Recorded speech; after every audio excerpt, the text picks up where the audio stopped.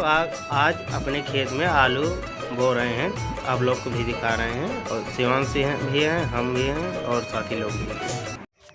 शिवांश हो का बोवा था? आलू कैसे बोवा था हो?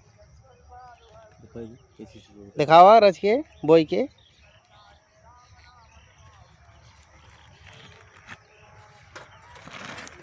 हाँ राजू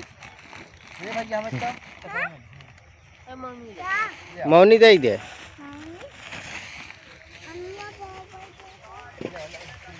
ये है लंबू,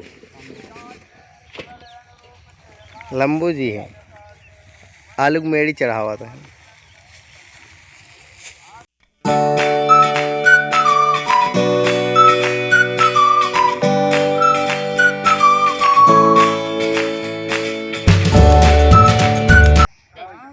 ये लंबू है,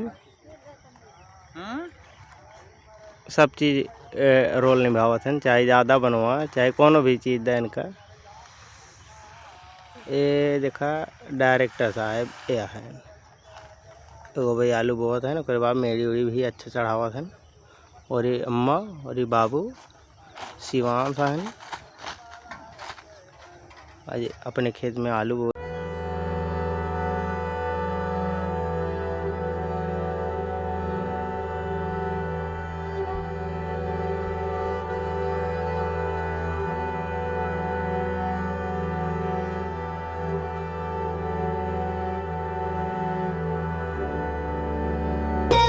शिवांश के खड़ा तो बोवा हो